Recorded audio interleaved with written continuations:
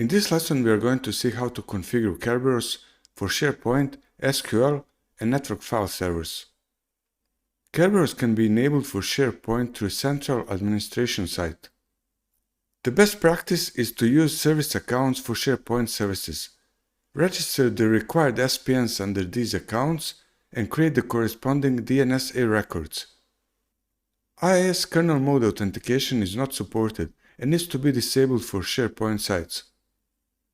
When deploying Kerberos authentication with specific service applications, including Excel services, Performance Point, InfoPath forms, and Visio services, we need to configure claims to Windows Token Service feature, which translates claims within the farm to Windows credentials for outgoing authentication.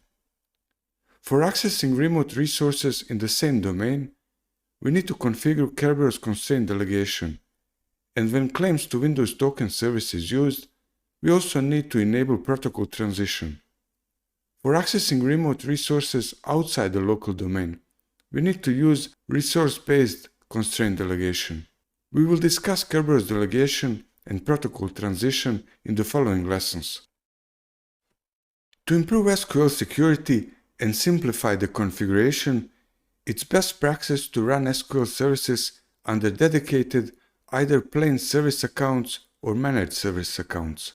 We can configure Kerberos authentication for SQL Server, reporting, and analysis services.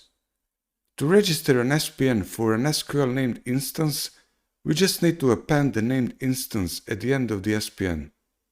SQL databases usually run on dedicated servers, so applications access these as remote resources, in which case Kerberos delegation needs to be configured. Kerberos delegation between linked servers must be configured for SQL distributed queries to run successfully under the end-user security context. Here are the SQL service classes we use for SQL Server, reporting, and analysis services. If we want to use a domain service account to run reporting services, we need to modify rsreportserver.config file and configure authentication for RS Windows Kerberos.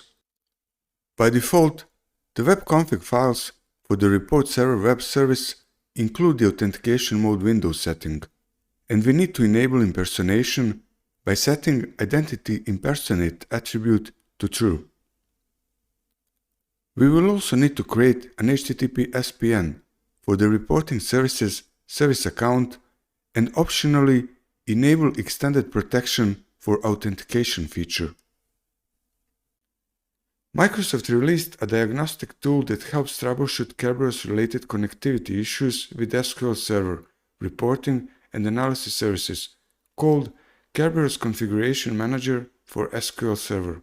The tool can collect information about operating system, SQL Server instances, and always-on availability group listeners installed on a server, report all SPN and delegation configuration on the server, and also identify potential problems in SPNs and delegations. To configure Kerberos for network file servers, we need the file server to be joined to Active Directory, an SPN linked to either its service or computer account, and a DNSA record.